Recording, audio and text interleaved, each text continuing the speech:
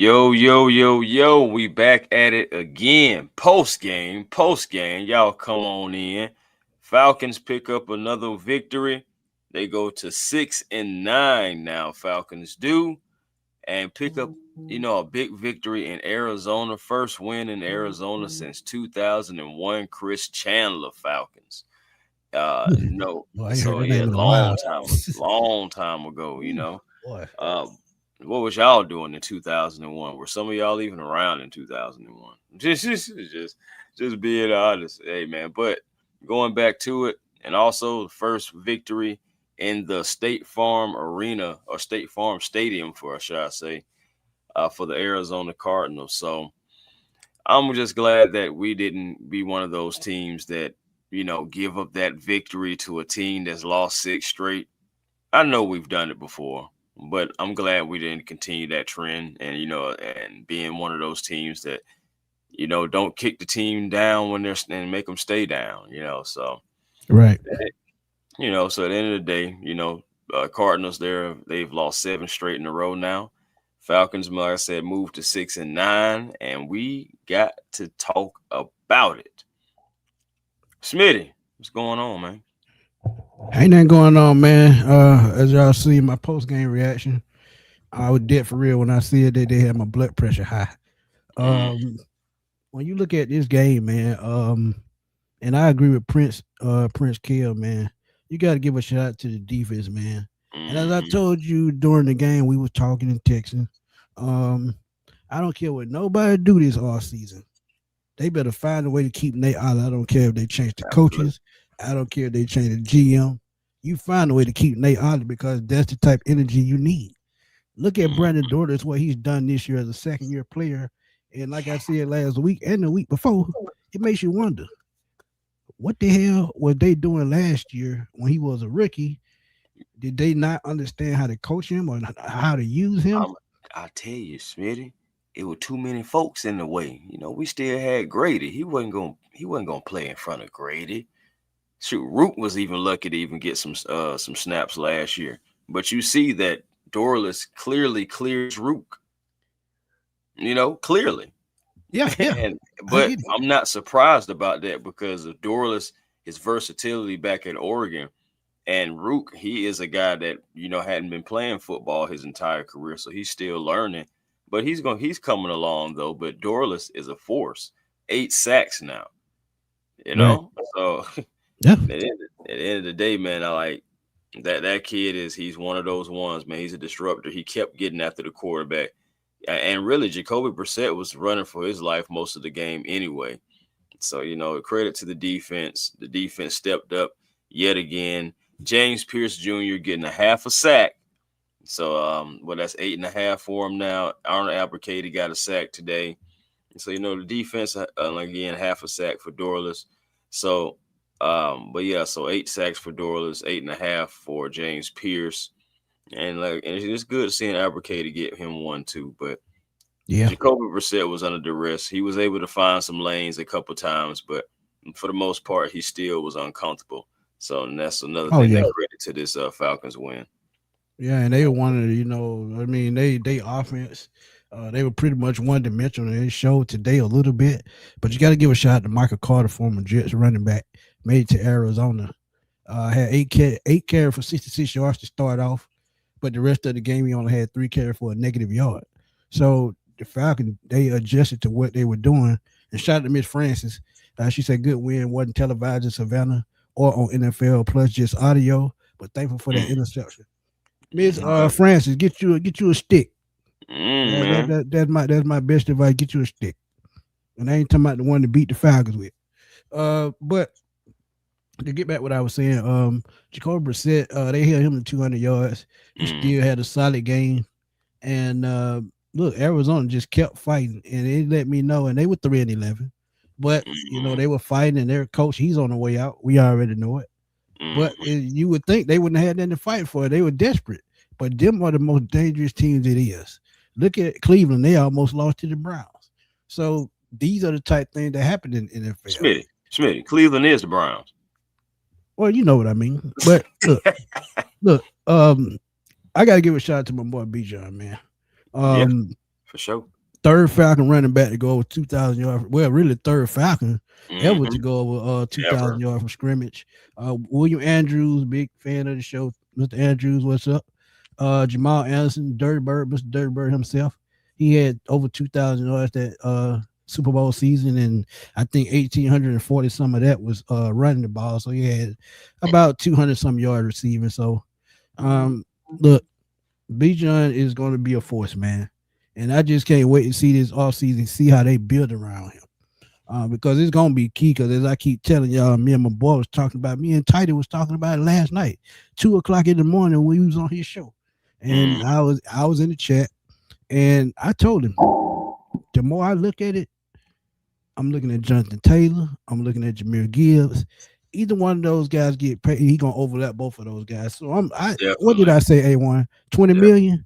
I'm gonna push it up to 25 million. Yeah, Because gonna get it. yeah, I'm looking at 25 million at this point. Because when you look at his skill set, it's just something that you can't just glance at. So look.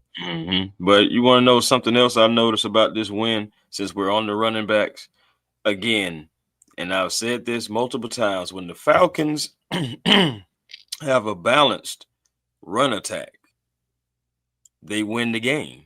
Because 16 touches for Bijan, 16 for Tyler, 79 yards for Tyler, 4.9 per carry, 76 for Bijan, 4.8 per carry.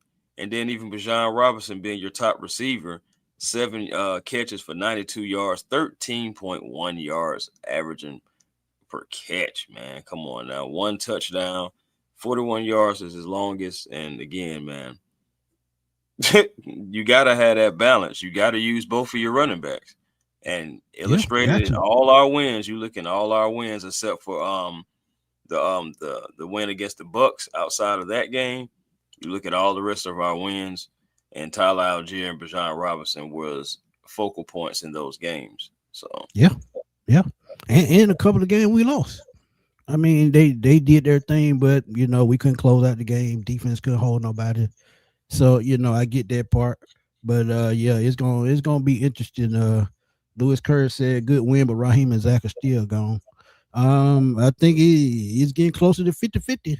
You remember I was at 60-40. Now I'm at 50-50. Because one granddad said A1 sauce forever.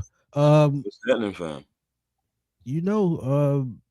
They can sway his mind a little bit easier. So we'll see. We're just trying to prep y'all just in case. Yeah, go ahead.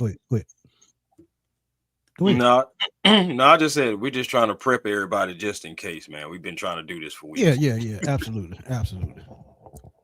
I'm glad we won, but it's not as pretty to win. And the Hawks lost again today. And I'm telling y'all, man, Quinn Snyder, he losing that team slowly but surely. I hate to tell y'all that. And I think he's a good coach, but he just doesn't have that dominant defensive center that he likes. So I want to Emi Udoka, but we're gonna talk about something different. Yeah, Big Fish said he was at the game in attendance. Shout out to the Falcon fans. Yeah. Shout out to the Falcon fans going out there to Glendale and representing.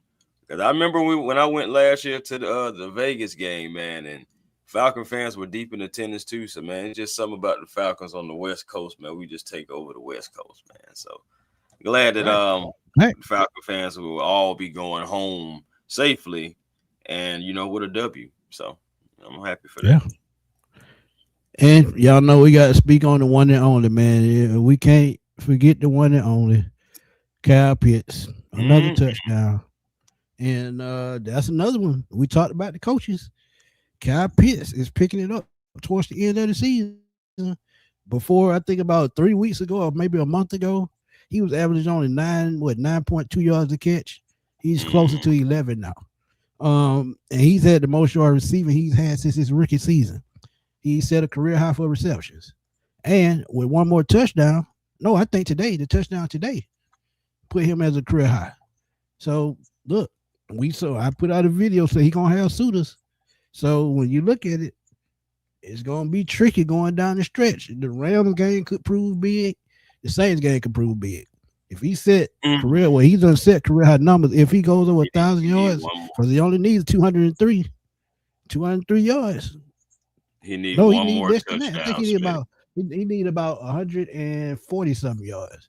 No, I don't think they don't update the stats yet.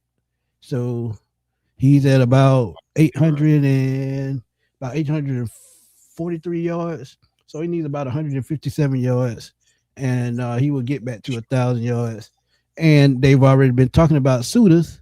So now, you talk about suitors, his stock is starting to rise at the wrong time. But I see a lot of Falcon fans saying they don't want him back. But you got to think about it. Would you want him back, or would you want to pay Drake 25 to $30 million? Just think about that. Clip that. Go ahead. Well, I ain't gonna lie to you. I'm gonna be real with you too, though. I mean, Drake London. I do. Why do I? Okay, Drake London. I feel like he shouldn't even have played today because you can I clearly agree. see that I he's agree. hurt. I feel like you didn't really even need him against in the Cardinals necessarily. I mean, yes, having him out there, some helps and also helps in the blocking game, but Drake just wasn't Drake, and you can clearly see it. It was. I mean, he had a few targets. He had 11. No, excuse me. He had 8 targets, but he only caught 3 passes for 27 yards. Now, I don't want to discredit the young man, but Will Johnson did have pretty good coverage for most of the game on Drake London. But I do take it with a Absolutely. grain of salt because Drake London wasn't 100%. We know that. For all we know, Drake London was probably barely even 70%. He Right. just didn't. He just didn't look like himself. He didn't really have that steal, that acceleration, that full aggression that you normally see with Drake London. I mean, he was out there playing tough, and Drake is a tough guy, so we expect that. But for me, I just feel like Drake London shouldn't have played this game. We'll see what the injury report will look like. Moving forward. I know he did have a few times where I did see him limping. So again, that's still your wide receiver number one, and you still got to make sure you protect them, even if the players can't protect themselves. Now you can definitely clip that. Yeah. And John Kemp said we need to draft a big run stopper, a big wide receiver, Chris Brazil and Denzel Boston. And I'm gonna do a draft profile on Denzel Boston. That was one of my targets. And the offensive lineman. I'm gonna do draft targets on offensive lineman as well. So John, just stay tuned. When draft season comes, trust me, just stay tuned. I'm gonna give y'all the draft profile that y'all been waiting on. Solomon said if we win against the Rams, he could see um, Raheem probably coming back, and Clay said the same thing. Could you see him Mhm. coming back if we win that Rams game and possibly win that last game against the Saints and finish 8-9 again? Bro, I'm not gonna lie to you. I really could, just because again we've seen this movie before. We've said it's like almost like something on the Hallmark channel where at the end of the season, the guys, kind of like put it together and seem like everything is clicking. They're playing for the coaches. We got smiles and everything on the sideline. Guys, they're excited and they're happy, getting a dub, especially before the holidays and being able to build off of the momentum off of the last game. And the Falcons, so they are putting together some wins. So at the end of the day, the wins help build the case. It doesn't help hurt the case. Now, Right. to us as fans, as me and Smitty as creators and podcasters, we definitely feel like there should be a change at head coach. But Facts. at the end of the day, for Raheem, his argument is always going to be, especially if we win out and if we beat the Rams. Oh God, that's going to be such a major tip Think it's and major injuries. major feather in his cap. Right. So, with that being said, that Rams game is absolutely huge. That's going to be the biggest game of the season. Well, no.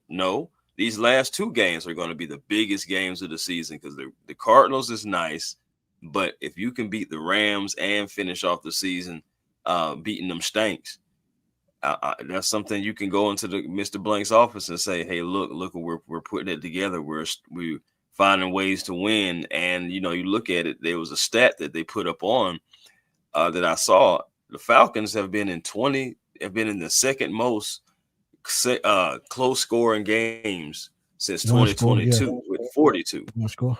Yeah. Yeah, with And they 2 and 42 5 this year. And 2 and 5 and this two year. and So five. Right. That's not gonna cut it. But I'm Well, gonna tell y'all well, what? this, and Well, yeah, but I'm gonna say this right quick, and you know, I want y'all to listen well. I see y'all saying that y'all would take Drake over KP, and I yeah. get why y'all saying that he's our number one guy. But if Hmm. y'all understood how much of a mismatch that tight end that Kyle Pitts is with his speed, his size, his wingspan, and I think he's a better run after the catch guy, and I think he's a better vertical threat. So when you look at him overall, putting up career numbers this year, and then Drake London, if he doesn't get hurt, he puts up career numbers as well. He still has 6 touchdowns. He's averaging 13 and a half yards a catch. And I think that Hmm. number is going to be right around the same thing after this game once they put it in, factor it in. But when you have a mismatch, such as a tight end, such as a Kyle Pitts, they say tight ends are quarterback's best friend. So when you put that equation as to a 6'6" guy as to a 6'4" guy, I'm taking Kyle Pitts all day. And it's not Kyle Pitts' fault all the way. It's the Falcons with the quarterback. It's the not knowing how to game plan for him, not knowing how to use him. But Kyle Pitts, I would rather pay that 15 to $16 million opposed to the 25 to 30 million for a wide receiver. I'm gonna just keep it funky with y'all because you can go draft a wide receiver to catch 5 to 10 touchdowns, catch 800 to 1,000 yards, have 60 to 75 catches. I'm gonna just keep it real with y'all because even Harry Douglas had 1,000 yards in one season. So just think about it, man. You go after the mismatch, you go after the cheaper player, and I think you can replace Drake. And I hate to say that because I love Drake, but I'm just being real with y'all. Something when it comes down to money, you just got to make smart moves. Clip that. So, so let me ask you this: would you pay like if George Pickens was available? Would you pay him the money? I'm kind of souring on that because as I'm, looking at news reports and reading, um, I'm starting to see that his antics will probably get in the way. And I think what Dallas is going to do, they're going to franchise tag him for a year to see how it plays out. Because CD Lamb is their number one guy. Let's keep it real. So in Mm, that aspect, to see how it plays out in another full season, and they're probably going to have to pay him probably $20 million with the franchise tag. What was T Higgins the last time he franchise tag? About 21, wasn't it? And he ended up yeah, it signing was for up there. 25. So Yeah. he's going to be in the 21 to 23 range when it comes to a franchise tag for a wide receiver. But um, what they could do, they could go out and find another veteran receiver and then draft another receiver in the second round, which I think is probably going to be their best bet, especially getting rid of Donnell Mooney and think about bringing Kyle Pitts back. But let's be real. It all depends on what happens with the coaching staff. Let me say that first and foremost. If if something happened with the coaching staff and they feel like they need to move in another direction, I think Drake London comes back and I think Kyle Pitts moves on. So Yeah. No, for real. I mean, you really don't know which way the Falcons is really thinking about going. I mean, we've already know the reports and heard Kyle Pitts saying he would love to be here. right, He's around the guys all the time, but at the end of the day, everyone knows it is a business. So they have to meet at at a certain number and to be able. But I do feel what you're saying. I feel you going as far as like with the money and the fact that he's a weapon. You can pay him as a tight end and still use. So I mean, I feel what you're saying about keeping Kyle Pitts. right. And then next year, we'll be seeing what Drake London is going to do.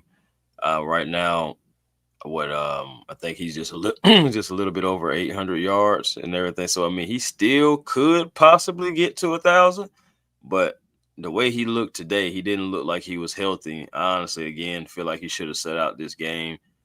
See what maybe wait for Monday Night Football, get that extra rest, Right. get some more reps in, some practice in. But again, Drake's a tough guy. But sometimes I just feel like you can just gotta save guys from themselves. Sometimes, especially when they're playing the macho role.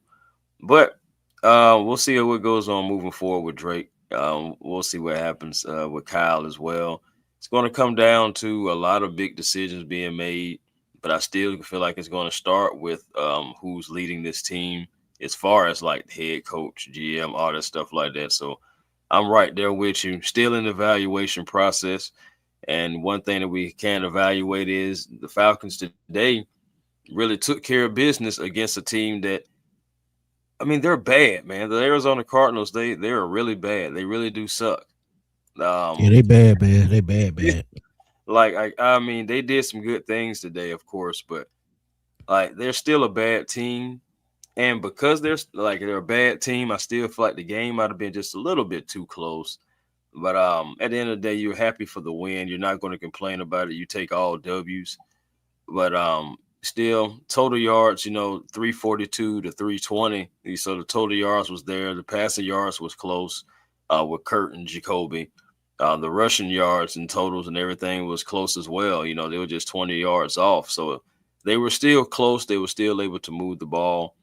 We did, some kill the time of possession, something, that was very important in this game, 35 to 24. Penalties, we definitely cut those down. So that was that was a major thing that I was happy to see. But third down conversions, 7 for 14. How about that, Smitty? Being able to do that and Yeah, that was something we struggled with the last shit about the right, last 2 months. right. So to see them get conversions on third down lets me know that they were, they were trying. But one thing I need them to work on going forward, you got 4th and 1, or you got 4th and 2. Where's that 13 personnel we seen in New Orleans? We haven't seen that but one time since. Use it. You got Bijan, you got Tyler, you got 3 tight ends. They're not going to stop it because they beat up. No way in the world you could tell me which you better get a yard. And another thing, in the red zone, Kirk Cousins, this lets me know that it's time to hang it up. He missed Kyle Pitts wide open. Kyle Pitts was standing there by himself, singing in the shower, just standing there. Then you have Jake Matthews just standing there. You miss both of them, overthrow both of them. So, I mean, look, y'all talking about Kyle Pitts. I'm sorry, Kirk Cousins might come back. I pray not, because I think his best days have passed him by. But Willie, thank you for the donation, my brother. Willie said, this win does not make me confident in the coaching set for Aubrey from the last show. We just need to retool this roster capable of winning. Thank you for the donation. Willie, truly appreciate it. He absolutely correct. He absolutely correct. Also, D. Craig, what's good, my guy? Falcon going to mess around and save our job, regardless of what happens. Needs to be gone like yesterday. Merry Christmas, my brother. Hope all is well. Merry Christmas. Yeah, man. And I hate, and don't get me wrong, I'm not for nobody losing their job because I know they got bills to pay. Let's keep it real. But if you look at this as a whole, I'm telling you, if they let Raheem come back, I just feel like it's gonna be the same old thing. Because think about it. We started off at 6-3 last year, fell off a cliff. Then to begin this year, we still been the momentum off last season and not playing well. He doesn't finally turn it around until he gets his way with Kirk Cousins being the quarterback. So it leads me to believe that, and this is my opinion, not nobody what nobody said, they weren't properly coaching Mike Penix. Because if you listen at the press conference the other day where Kirk Cousins was breaking down how to be an NFL quarterback, if he was breaking it down that good, why was Michael Penix looking the way he was looking? Answer that. We know that already. I mean, look, I'm just saying. Start. He wanted to start. He still wanted a starting job, and I always felt like Michael was getting some good pointers, but he wasn't getting like the full bag from Kurt, because Kurt still is like Kurt doesn't feel like he's over the hill. Kurt feels like he can still play at a high level. And my thing is, the arguments that he can say is right now he's managing the games. We're winning the games, and since he's came in and had 4 weeks of practice and everything like that, I mean, he's looked decent, but we still can see that he's fading. Like Kurt is fading. So that's something you got to think about overall. We're winning games, but look at how we're winning games. We had a balanced run attack with Bijan Robinson and Tyler Algier, something that we've been asking for in the entire season. Facts. Kyle Pitts has been used in back-to-back games in ways that he should have been.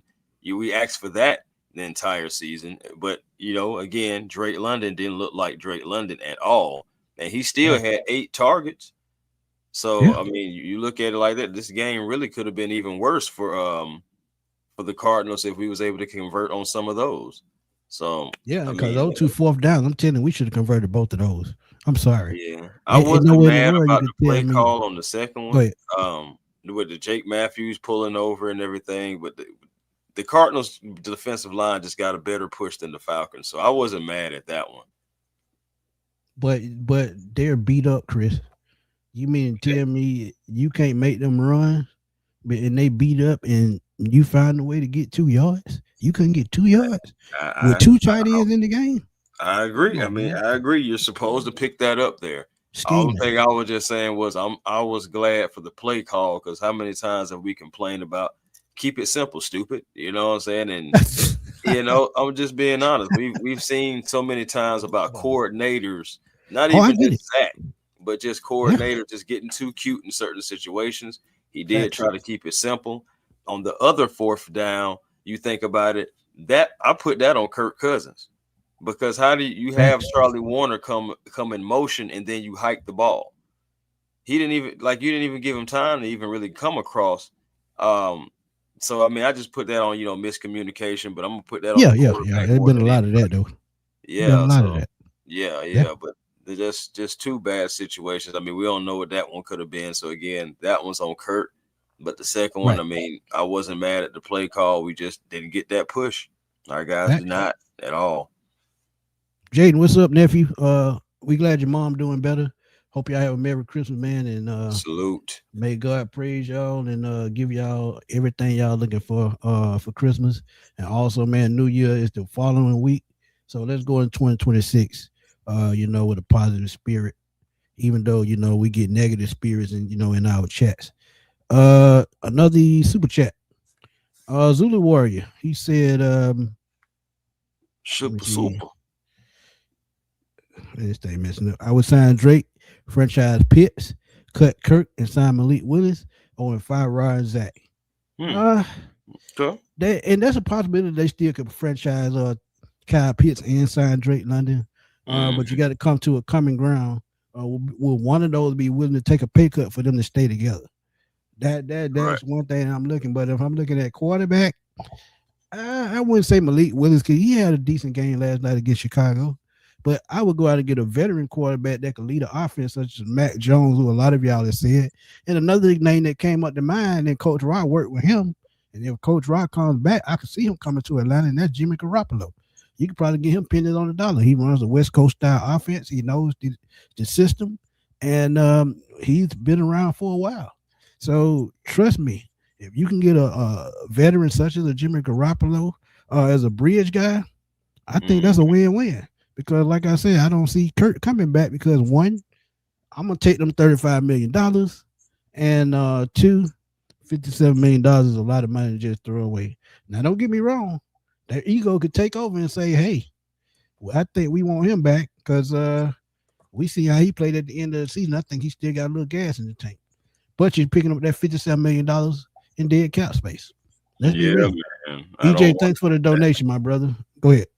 No, I was just saying, I don't want to do that pick. That 57 dead cap, that's going to hurt the team in the long run, fellas and ladies. And, and that's not what you need. You don't need to put yourself in that type of situation. I feel like you could go find a bridge quarterback and not have to pay that, because that's a heavy bullet to pay. And we still have skilled players that we need to pay, because eventually Kirk Cousins, regardless, is going to be off and gone. Michael Penix, we're still not knowing exactly what's going on with him. The Falcons aren't releasing anything. They haven't but we shouldn't be surprised, because how they've been operating. Again, remember how we found out about Storm Norton after Caleb McGarry got hurt. So and I can go on and on, but I'm not. But again, so just getting back to it, just like this can be one of those situations to where season in, you could be just trying to find a bridge quarterback, man, because we'll see if Michael Penix will be ready at all next year, I don't or think so. I'm still going no. But go ahead. or could he take the recent RG3 advice that he's been giving Michael Parsons and stuff like that? Because those guys talking about they're going to be ready, and Pat Mahomes saying they're going to be ready for week 1. That's what those guys are saying. But you know the difference with that though, don't you?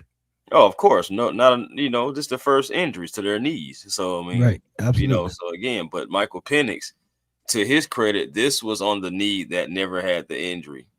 So well, Okay, so so it was a totally different knee, but at the same yeah. time, you got to think about the weight that's being put on that other knee that has been injured twice. So I Mm-hmm. mean, it could go either way. It But really can. EJ, thank you for the donation, my brother. He said we beat a 3-11 team. And I almost Mm-hmm. lost. Come on, guys. I've been a Falcon fan for 48 years. And I know how you feel, EJ. Mm-hmm. I've been a fan 36 years, so I know exactly how you feel. And when you Fam. look at it, I get where you're coming from because when you look at that eight season losing streak back in the 80s, from the mid to late 80s, well to mid 80s to the early 90s, where we lost 8 straight seasons, consecutive losing seasons, they were bad. Average record 3-13, 4-12, 5-11. I think they had 179 season. And even when Mm-hmm. Jerry Glanville first season, I think we were 5-11. So when you look at it, I get where you're going with that, EJ. And we've said the same thing. No matter if they win or not down the stretch, It Raheem is don't still matter. not the answer. He's still not the answer. So I mean, Yeah. and I'm more worried about I'm more worried about Terry Fontenot than I am Raheem Morris, because as we've talked about on the show probably last month, I don't think he got a fair shot, because with Agreed. the hiring of these coaches, I don't think he had a say so in it. I still think it was Arthur Blank, Rich McKay, and Beatles, the president. So if Yeah, you don't get a you fair can shot, look it at it happens. like that. And again, I do feel what he's saying too, because at the end of the day, we were supposed to beat this team. This is a bad, bad, bad team. And I understand it was still close. So that's why I said earlier, I was like a little bit still too close for my liking, because they're the Cardinals and they're bad. But you still take all dubs, man. You got to take it. Sometimes it's ugly wins. A past couple of games have been ugly wins that we've been able to get. But again, we've been in so many close score games, and to be able to come out on the other side of it, sometimes, it's a good thing. So, like, I do feel what they're saying, man, because like we got to set the bar like a little bit higher. But again, still good win. Like, I'm glad that we didn't pick up a loss to a team that's lost 6 straight, now 7. And the crazy thing about it, in the last 2 years, we've done that 3 times. Man, So we've done it this year. that's what I'm saying. 3 times, 2 times last year, 1 time this year. So I mean, hey, G, what's up, my guy? Here is another question, right quick. Notorious for doing that. We've done it multiple Uh, seasons. Now I think about it. Somebody said Dayball. I could see Dayball coming in as an offensive coordinator. But Trey Trey Lance. Lance, that's an interesting one, Sean. Absolutely not. But I'm gonna tell y'all, and I'm gonna be real, and I've told Sean this 1,000 times. No matter who we bring in that quarterback, we need to bring in somebody that can develop a quarterback. If you can develop a quarterback, you can bring in any veteran or any young guy, and you figure out how to use them to the best of their ability.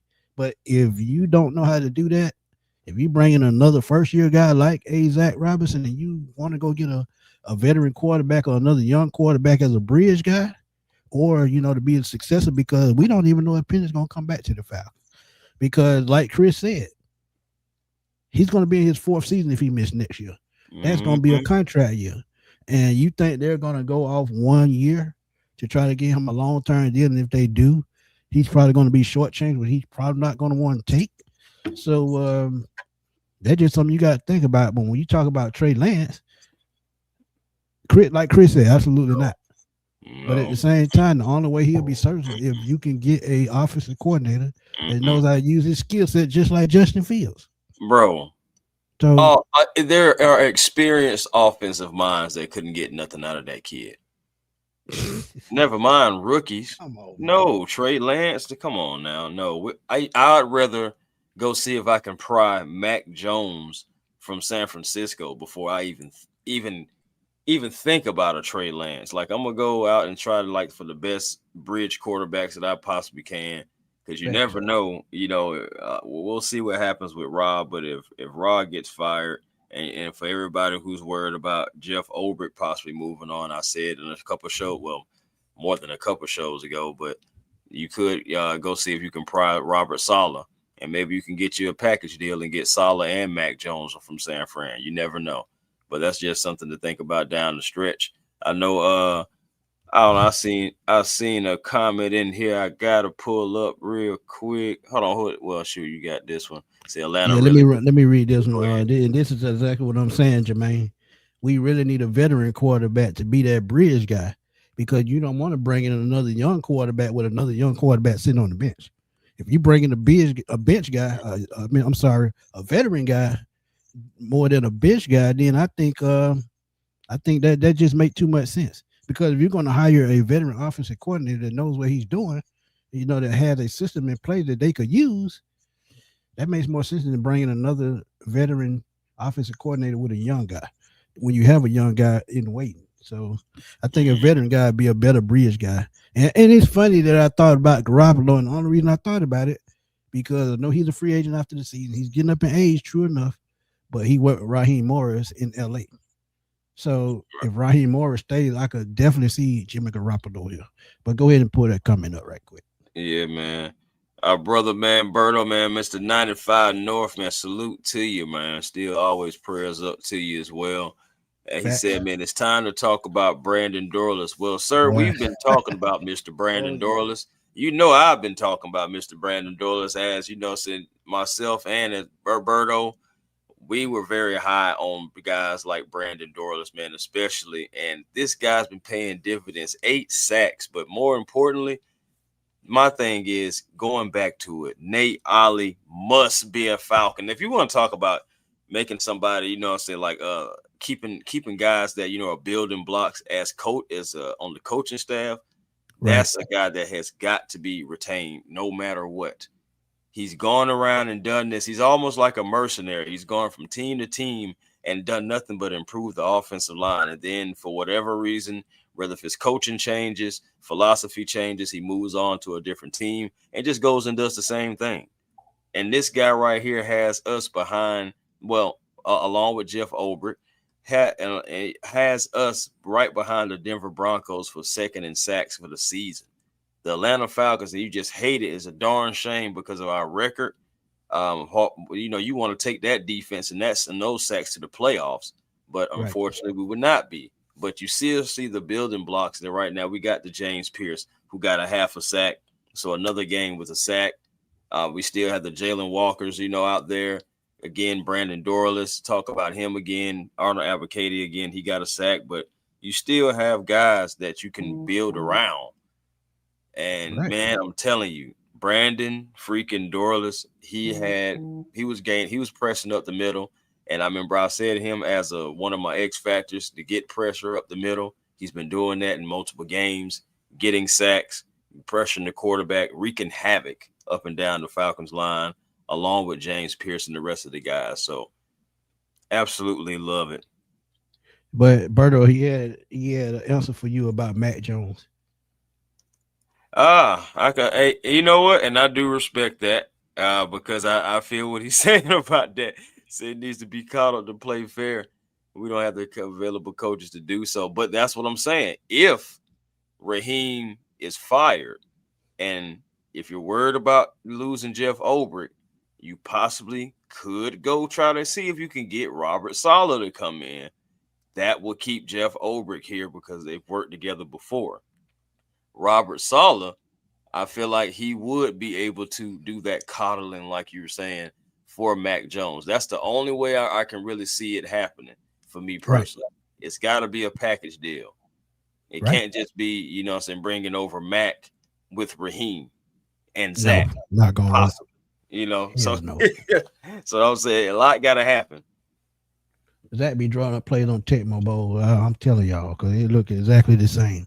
Furball, what's good, man? You changing your stance just a little bit. Because a couple of weeks ago, you were firing off on everybody. But he said, I'm going to just keep it. He said, I'm going to just keep it real. Well, Raheem is that. No point in firing them. Just get him another year and see how it goes. So you're slightly going to the other side as to keeping them for another year to see how it goes. But like I tell Chris, and I've been telling Chris this for a while, I would rather go out and get a new coach.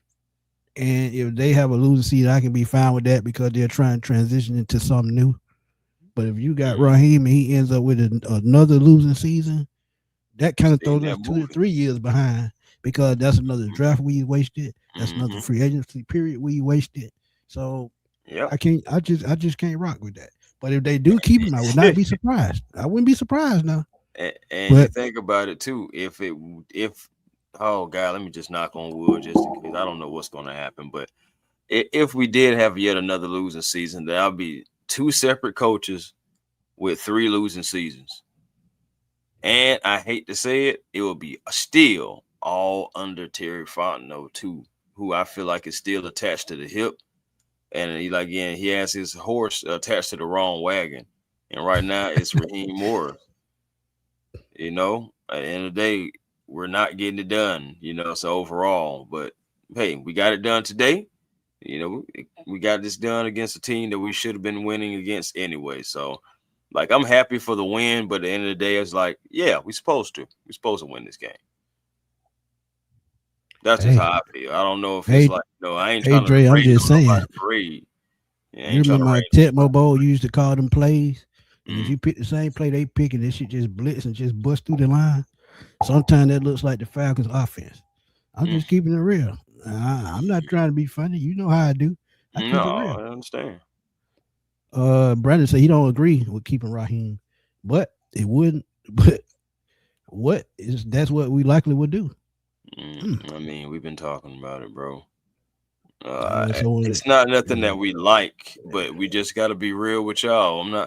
I can't say what everybody else is going to say. I can't speak for anyone else, but here on this show, man, we just really just try to give y'all different perspectives, look at different ways on how it could go. So if it does go that way, you can't say you didn't hear it. You can't say we hadn't talked about it. You can't say we wasn't prepped for it. So at the end of the day, I don't agree that Raheem should be here, but you think about what would make sense. What makes sense really is still getting rid of Raheem. So let me use a different term. I'm just being honest, but what is logical from the business standpoint on our owner? Raheem could go to our owner and say, "Look at what we done down the stretch. Yeah, we had a loss to the Seahawks. Absolutely got the mess smacked out of us. Yeah, we lost to the Jets and everything, but down the stretch, we still picked it up. So got a big division win against Tampa. Beat the Aints, got 2 division wins. So, some beat the Aints. Then you can say now, so we took care of the Cardinals. Again, that Rams game and the Aints game again, big games. But that Rams game is that one that he just, if he can get that, that's going to be the most biggest feather in his cap since the Bills game. Absolutely. Absolute facts. Furball said he was obviously just kidding. I'm pissed because 2 wins are going to convince Arthur Blank. So what's the only miracle way they're getting fired? We lose the next 2 games. They got to be blowouts. And even then, I don't think it could happen because we're not expected to beat the Rams. We really not expected to beat the Saints. Why are we not expected to beat the Saints? We lost to the Dolphins, didn't we? I mean, yeah, but we was expected to win that game. We just didn't. Trust me. Going into the game, I expect them to, be favorites. Look at who the Saints beat the last 2 weeks. They beat us. Well, the Panthers beat us twice. And the Buccaneers stole a week 1 win. So I don't even expect them to win that game. No. I hope they win it. Yeah, I'm about to say, if it's blowout losses, like for me, if the Rams come out there and drop 40 on you and you don't put up really no fight, you don't even get at least 20 something. And I'm talking about 29, 28, 27. That's a blowout. So, and then if you mess around and have anything similar to what happened to Arthur Smith on his way out the door to the Aints at home. Yeah. Yeah. Furball said he couldn't get a job at McDonald's. JC said all these first year coaches succeeding in the league, we might keep Raheem. This team just dumb. Hey, JC, these coaches you talking about, We interviewed these guys. All of them. Yeah. All of them, bro. It's so comical because it's just like bro, we couldn't. You just didn't want to make any kind of changes. It was the comfort kills. Comfort will stop you from making a decision that possibly could alter your franchise in a good way for being comfortable and hiring guys that have been here before. Like it's insanity, man. I just can't believe it, to be honest. I don't even want to get on that because every time I think about it, I'm just like, bro, we really interview all these guys, and even if they're not a head coach and they're still a coordinator talking about Joe Brady, they're still talking about playoffs. They're still getting preparations. They're still in the Chris, fight. I did not just say earlier my blood pressure went up from that last game. You trying to bring it right back up. Man, my bad. Shout don't out my blame boy Falcon. don't blame me. Don't blame me. You seen who the Take comment a just came from. JC, this is all your fault. Falcon Data, what's up, my guy? From Twitter, man. He said, please answer this, fellas. Why, when we have a lead, we tend to take our foot off the gas, playing conservative? That is really mad frustrating. And that's what I've been telling Chris that God knows how long. They can't close game to save their life because we were, like Chris said, we were up 10 points. We were talking about this during the game. We up 10 points. And I said, Chris, don't catch your edge too fast because you know what happened. Remember? I said we up Seattle 10, 66 at halftime. Second half, we just fell off a cliff.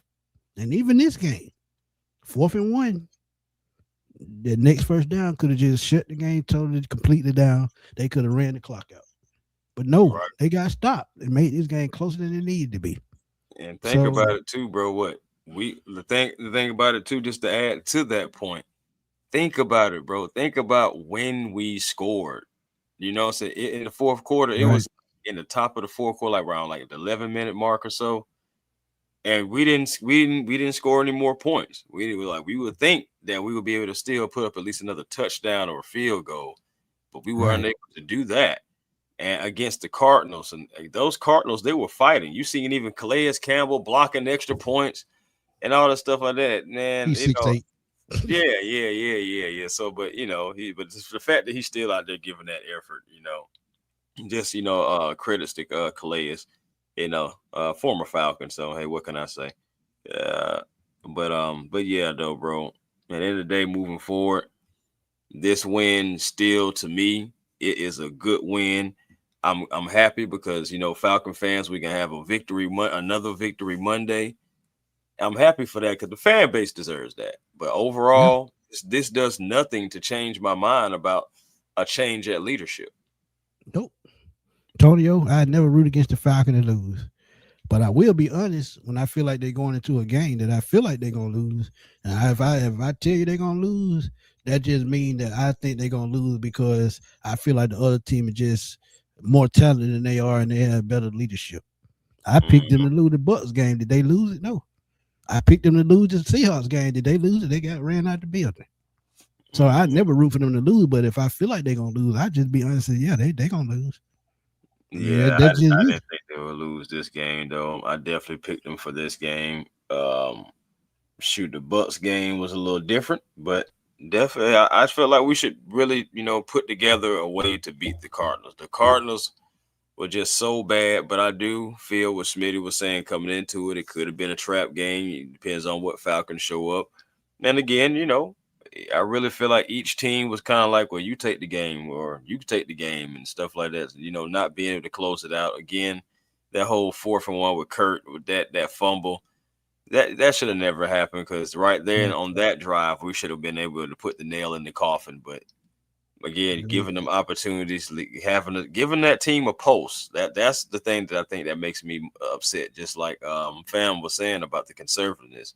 Or just like not just playing up to the competition, like they're the Cardinals, but stomp them, So, and man, Bijan, they couldn't stop him at all. And you've been putting the ball in his hand all season, but then you decide to stop it. I get it because you want to showcase Tyler in case you decide to try to keep him too. Because and I think he would be affordable, or he would be very affordable, but at the same time, with his skill set and me saying that he'll be a number one on certain teams, somebody gonna overbid it for him, so he good as gone. And we talked to Uncle Lou about this, his uncle about this, and he agreed with it. So look, but DJ, he said, so if so is any given Sunday, we not even putting the thought out there the Saints. Let's be real. Yeah, I feel what you're saying. I feel what you're saying, but it is any given Sunday. But at the same time, you got to think, even though the Saints are a bad football team, they have a whole lot of young players that are fighting for jobs next year. And this is what me and Chris said last week when they beat the Bucks about, these guys getting reps. Look at Kobe Bryant. He played for a third straight game. You look at and look, I'm telling y'all, Jesse Bates, he just don't look like Jesse Bates no more. And it's maybe because of the coaching staff and the way they're using him.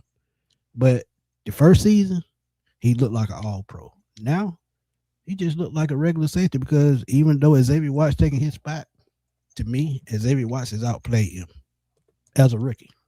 And I'm not trying to be funny. I'm just being real.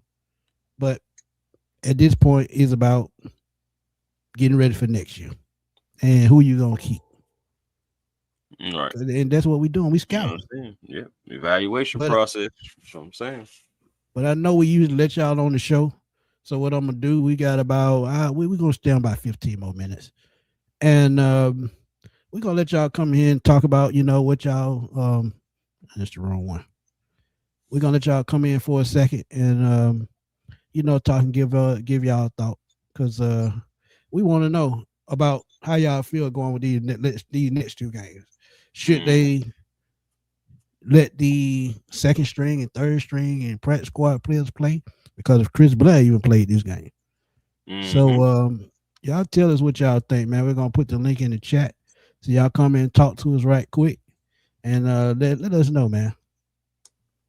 Interesting to see what direction the Falcons want to go, if they feel like Xavier Watts is ready next season to take on the helm.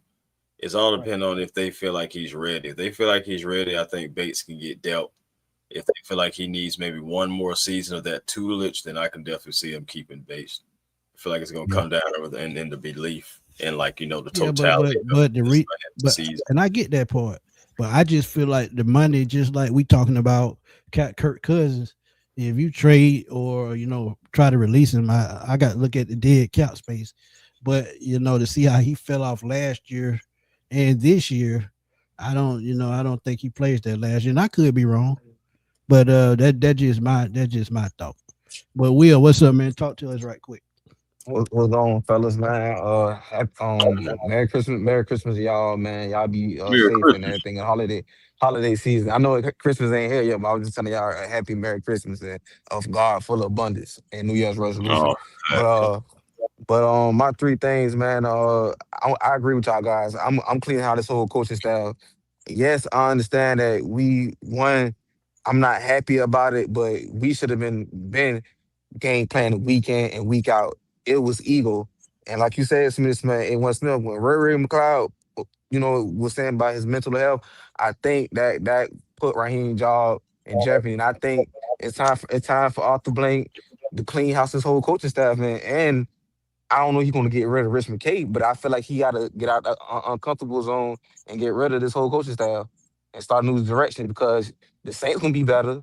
Carolina gonna have depth, and we don't have a lot of picks. So if I'm Arthur Blank, I'm getting me a new voice in here, and I'm building my team because we don't know who can walk. Tyler Algier might be gone.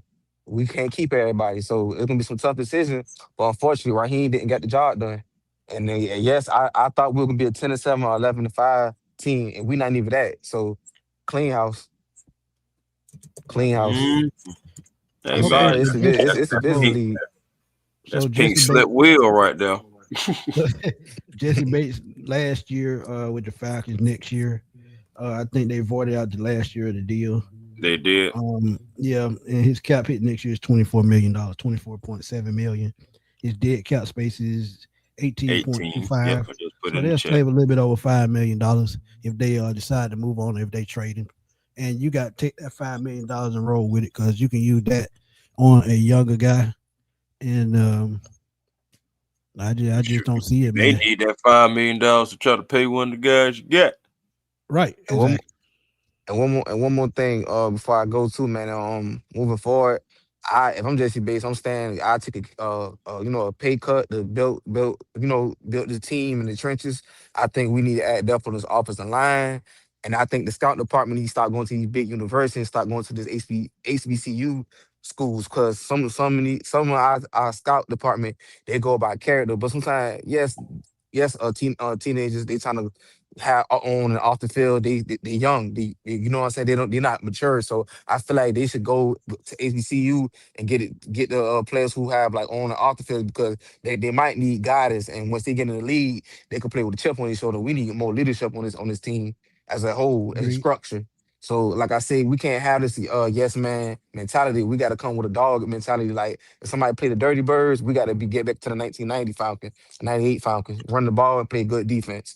And moving forward, I keep Tyler Jill, and I ain't gonna hold y'all up, man.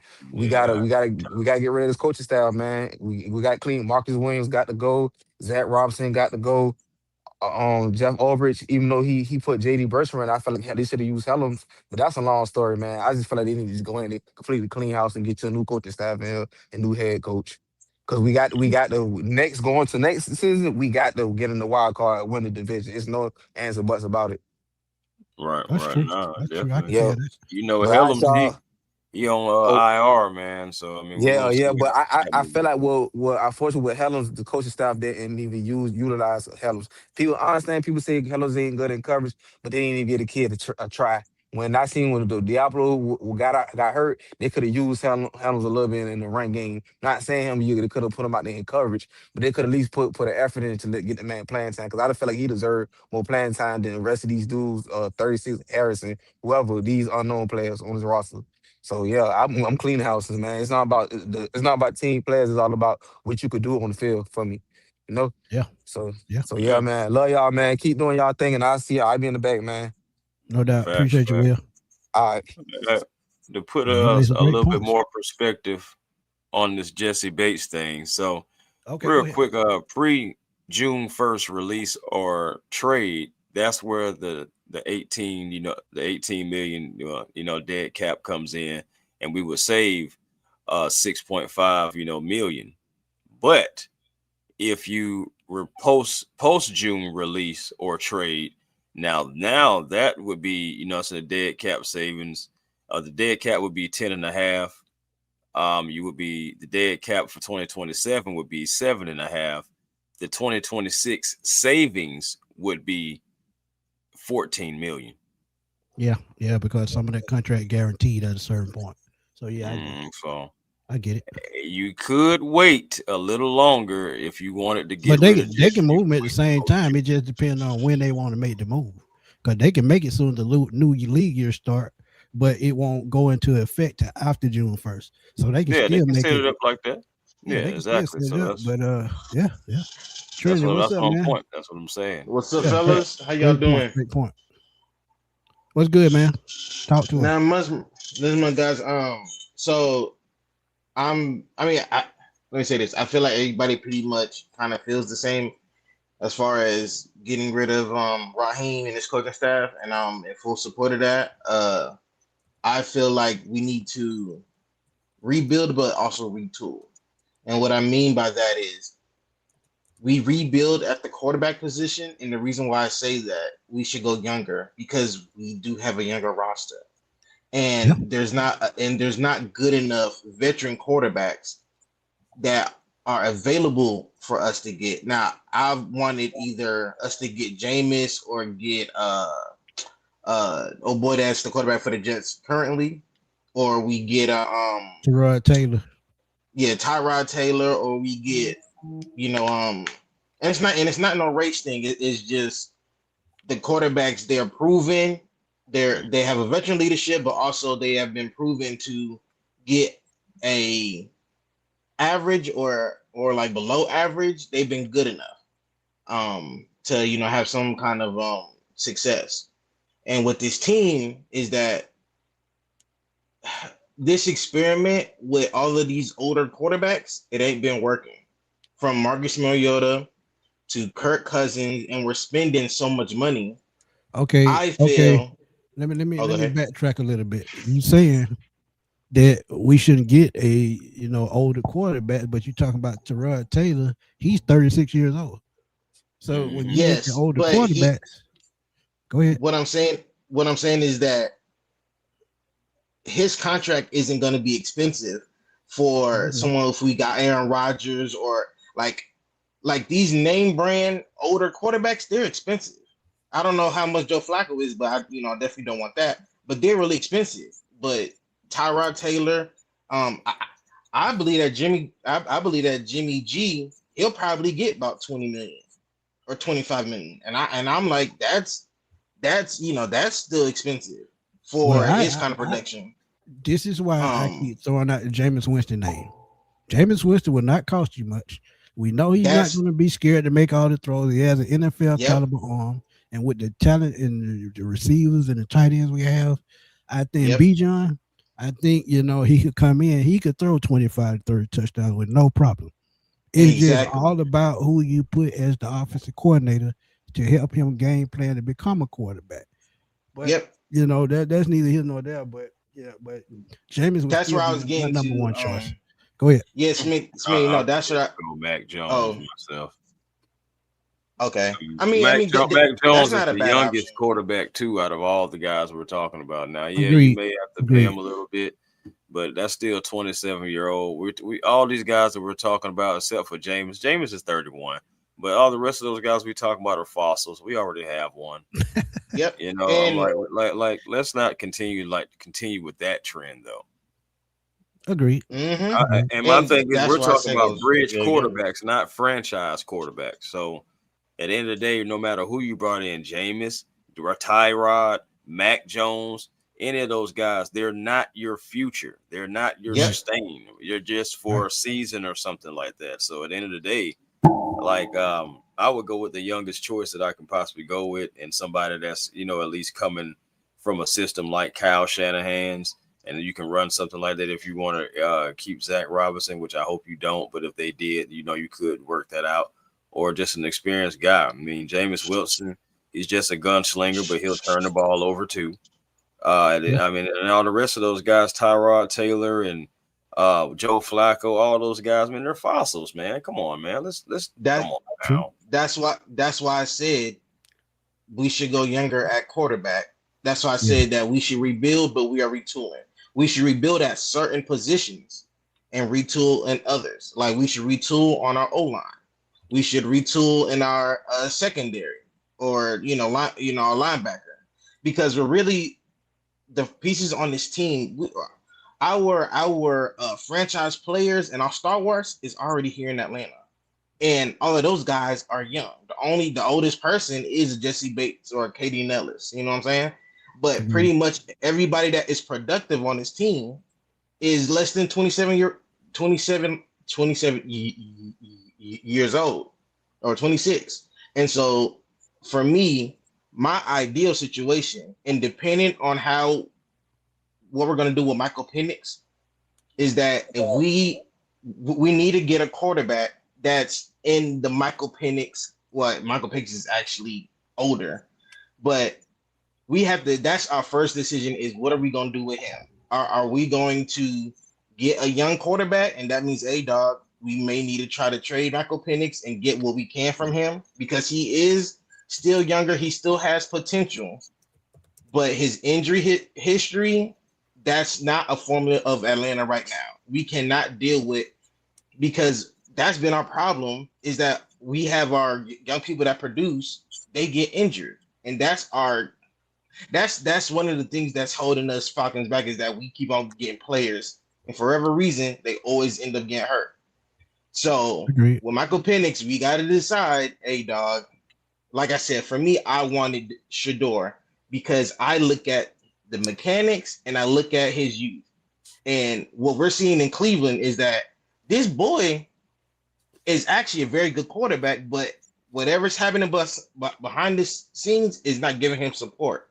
In Atlanta, we don't have that. We don't have that dysfunction, as far as there is no coach or there is nobody that's actively sabotaging players, which is crazy, which is I wouldn't say that because I still feel like no. shortchanged Michael Penix. No. What I'm saying, as far as getting him help, but they're not actively messing with his armband. They're not actively holding Michael Penix from playing time. You get what I'm saying? Like there's nobody that's railroading Michael Penix for greatness. As far as having like an ideal situation, as far as having the best coaches or belief, yes, that's here. Yes, he should have a better quarterback coach or whatnot, but there ain't no coach that is saying pretty much they're saying, F you, dog. I'm going to try to tank your career. That is not happening with Michael Penix. With Shedeur Sanders, it's actively happening, and he's still playing through that with a bum roster. You know what I'm saying? True. So, my opinion, I hate to cut you out, man, but we got we got 3 people in the back, and we're trying to get them in so we can close out. But Trinity, we always appreciate you coming through, my brother. I appreciate y'all, man. Y'all have a blessed day. See you soon. Salute. But thank you for the super chat. Tramel, I see you in the back, my guy. Falconated with another donation. Appreciate you. Said we had a coach like Dan Campbell who will be blowing teams out the water, no hesitation. And Raheem doesn't have that killer mentality. And Chris has been saying that God knows how long. You got to have that killer mentality as a coach. Just like he talked about earlier in the show about you got to step on team's throat when you had them on the ground, no matter if they're a bad team, no matter if they're a good team. You got to have the mentality that when you get in front, you got to know how to take a team out. And Chris has been saying that God knows how long. Furball with another donation. He says, so what's the only way they get fired? Is there a possible way? Is it 2 blowouts? Is that it for him? What's y'all thoughts? Miracle firing happening. Chris, what do you think the only way they possibly get fired? The way they possibly getting fired? Yeah, I think the blowouts will have to happen the way, because if you're getting blown out, that means your execution probably got penalties. The player's not executing. You're probably getting your plays sniffed out. It's going to have to be something, dynamic to really just put the final nail in the coffin because we've been getting a few wins. Agreed. And wins, regardless, wins help. We know they help Dan Quinn again because we got references. That's also a sad thing, too, that we have references that we can date back to. And we've seen this movie before again, right? With Dan Quinn winning at the end of the season, and you thinking and hoping that it would carry over, and it was able to convince Arthur Blank to give a little bit of extension. The next season, it ended up being a complete, slap around, and he gets fired. Yep. Now I'm not saying that could happen to Raheem, but all I'm saying is that's going to be the same conversation about trying to save your job, trying to get another year. And Dan Quinn, when he did that, he already was 4 or 5 years in. Yeah, that's true. Shit, but Tramel, what's going on, man? What's going on, everyone, man? Look, I'm gonna tell y'all just like this. Raheem gonna be here next year, man. And it probably Zach Robinson too. I hate to say it. I can see it. I think they're gonna beat the Rams next week. I think they're gonna beat the Rams next week. And I think they're gonna beat the Saints in Atlanta. I think they're gonna be here for another year, man. I hate to say it, but I think that's what's gonna happen, man. He definitely got excuses. Yep. As far as like Michael Penix being hurt, man, and he got excuses, bro. He got him on his side. Huh? You know what plays in his favor more? You know what plays in his favor more than anything, though? The turnaround they had on defense just by switching out defensive coordinator. That's a great point, Smitty. The defense have been playing lights out this season, man. He got scapegoats, man. Yep. He got scapegoats. But the thing about it is, too, if he does fire Zach, he could use that as saying, look, I brought in these 2 guys. I tried to bring them along, try to help them. It's all about each one teach one, expanding the game, bringing up extra, these young guys to be able to have opportunities. He can use all that being said, and then if he fires Zach, he can say, well, look what happened when I fired Jimmy. I went and got Jeff. Look at the defense. Now let me go get somebody experienced on the offensive end, and we can possibly run this thing back. And especially if he fires the special team coach too, he can use that as a talking point because special teams have been the worst thing. And Tip, check me out. We got the most sacks. We second in the league in sacks. Yep. We ain't have a lot today, but that's a big accomplishment for the Atlanta Falcons. Yeah, and I think we're gonna break the team record in the last two games because we came into the game with 50. We got 2 today, so we had 52 in the team record, 55. Yeah, so we're gonna break that record. I think Raheem gonna be here next year, man. Unfortunately, I know a lot of fans, including myself, man, won't bro off the table, man, bro. I think he's gonna be back next year. But that's not, you know what I'm saying? That's not necessarily a bad thing if he gets the right offensive coordinator in place. You feel what I'm saying?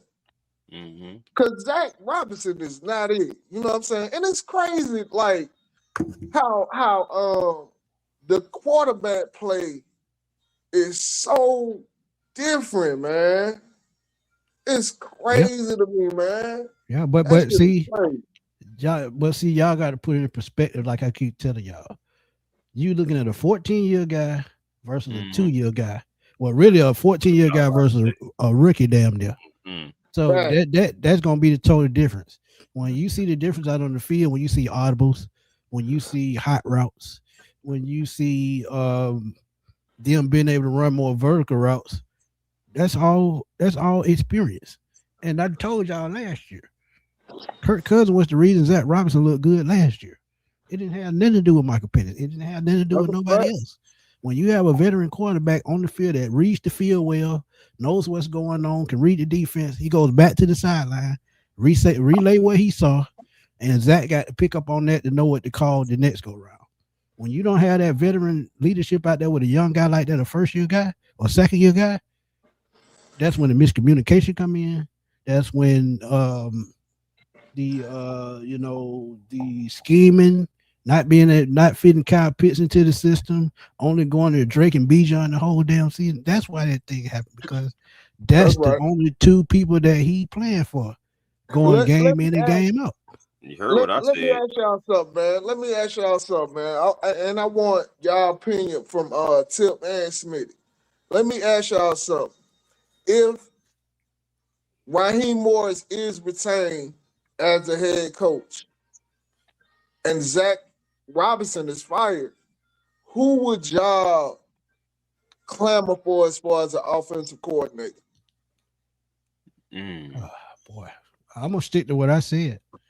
If Zach Taylor is fired in Cincinnati, if he don't take another head coaching job, he would be my first guy. And the reason why I say that, when you have a West Coast style offense, he runs that offense to a T. When you talking about running that West Coast style offense with Kyle Shanahan, he next in line. And if it don't work out with Raheem Morris, he your coach in waiting. So Zach Taylor would be my guy. Yeah. Well, since we're talking about coordinators, because I don't necessarily want him as a head coach, but I'll take him as a coordinator and see how that goes first before we even start getting that far. Oh yeah, but that's what I'm saying. And that's what I'm saying. No, I'm about to tell you about my choice. Okay, go ahead. My choice is will probably be Mike McDaniel. And one reason that I can say Mike McDaniel, because I go back to that Dolphins game that we lost, and one thing that stood out to me, he ran Zach Robinson's offense better than him. Yep. He did have plays in the pistol and everything with Tua, a left-hand quarterback. With one eye. Word is the Dolphins not gonna fire Mike McDaniel. That's the word. I know that is a possibility that he may not, but they've taken some bad losses. You never know which way it could go, but if he does become available, because I mean it's not a guarantee Zach Taylor's out of there. He's still a good coach. He just had some bad things, and that defense is absolutely atrocious. So, he's not making the decisions to sign T and Jamar to those contracts and have everything going on. The Bengals just is another franchise that's known to be cheap overall. But yeah, though Zach Taylor, that's a good one. Mike McDaniel, I think that'll be a good one too. Again, like I said, the main thing again is a left-hand quarterback, and you talk about trying to run this pistol. He ran the pistol and showed you how to run the pistol and was using a left-hand quarterback. And what is Michael Penix?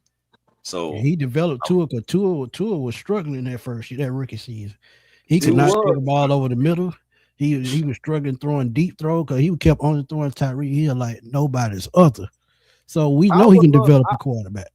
I would love to bring back Mike McDaniels, man. I would, but sources say that the Dolphins gonna retain him. We'll see, man. But that would be my first choice, of course, too, because he's acclimated to the whole Atlanta system.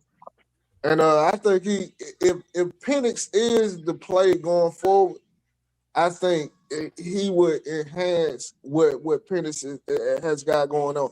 It's just funny to me because it's like totally different as far as the play calling when it comes to. Correct. Everybody knows this, but it's just totally different as far as the play calling when it comes to Kirk Cousins and it come to Michael Penix, man. And I don't understand that shit. It's mind-boggling to me, but it is what it is, man. It is what it is, man. Yeah, man, but we appreciate you coming through as always, my guy. Of course, man. Salute. No doubt. Y'all want to hear a funny story before we get out? Well, I got Kendrick in the back. Kendrick, come on back through. If Solomon, if you still in there, if you still in the chat, man, come on back through right quick. But y'all wouldn't believe it, man. Me and Tremere, we had it out a lot when I first started doing this.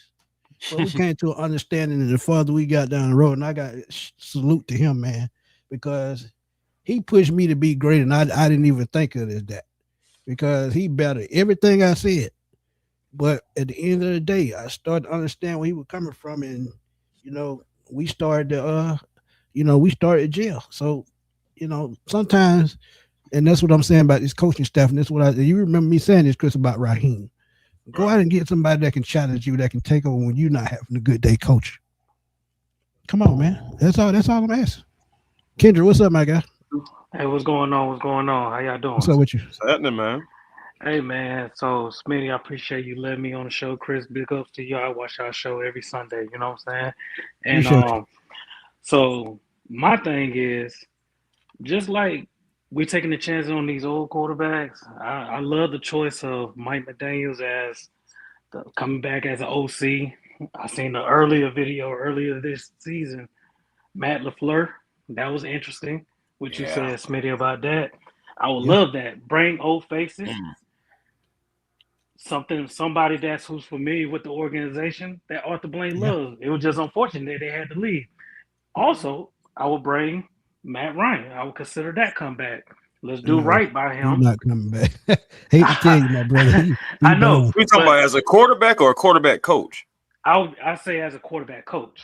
Oh, okay. Quarterback coach. Absolutely. As not as a player, but as a quarterback coach.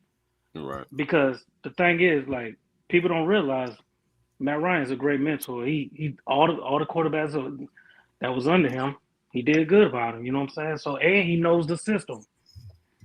And he's a teacher of the game, you know what I'm saying? So also what you said about Jesse Bates, I agree but disagree. I'll just keep him. Let Xavier Watts learn one more year from under him. And like you said, that $18 million dead cap, I think we're gonna have to eat that. But also, Raheem needs to consider, hey, you need to sign all these one year deals that you pushed onto the defense. Because that defense is smoking this year. This is probably one of the best defense that we had in a long time. Agreed. Mm-hmm. You know, so since Super Bowl season, and really, that defense wasn't that great because they were in the 20s when it came to total defense. So I mean, they just made key plays at the right time. But this offense put up so many damn points. I think they were fifth all time when it came to points in the season. So the offense carried that 2016 team. But when you talk about 2012 team, it was a great mix of offense and defense. So so different. And then you look at that, like you said, like I'll sign on them guys back because Leonard Floyd did a great job on them young edge rushers that we got for the draft. He did a great job, and he's a great veteran that we need in the locker room. Bring him back home again, you know. Also, I would look at cornerbacks. I would look into the draft for cornerbacks. If you're not going to do no D doubt, offer, no doubt. if you're not going to do D offer any justice, pay this man. Hey, don't waste this man's time because he's a great talent. He should have been starting from the beginning of the year.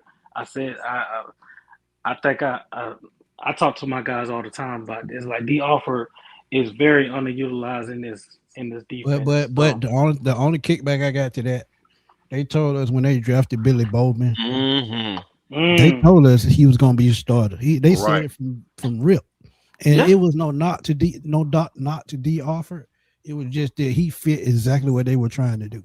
So we knew that Billy Bowman was that guy. He showed us. He saw him. He could play special teams. He's good against the run, and he can get out to the quarterback. Yeah. So well, he started the nickel. About Billy Bowman as well. Billy Bowman, they put him in that position, but Billy still went out and earned that position. He just outplayed D as well because they gave D a fair shot. Yeah, it's agreed. And then also, I would consider Mooney's contract. I would say Mooney is not a true number 2. I would say let's go out there. No, I would consider another wideout. Go in the market for a wideout or draft another one. And I drop Mooney. I got a crazy name. We talk about these speed guys. We can get a speed guy in the draft, but Jawan Jenkins of the 49ers, you probably get him for about I would say about 10 to 12 million a year. He's reliable, and you talk about a red zone presence, and especially if you talk about moving on from Kyle Pitts, you go out and get another receiver, another big body receiver that you can use in the red zone. But Smitty, I'd rather keep Kyle Pitts. I would keep Kyle Pitts. You will move. But I'm just saying if they decide to. Well, yeah, I'm for Kyle Pitts because, as I said earlier, if I had the choice, I would take the cheap option with Pitts because I know what I'm getting when it comes to athleticism, when it comes to measurables.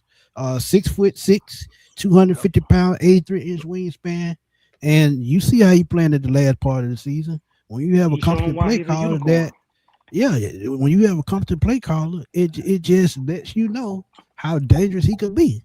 And there's no knock to Drake. I love Drake. But I'm going with the mismatch on the field. A linebacker can't check him. A safety can't cover him. A cornerback can't cover him. Yeah, but I can't say that.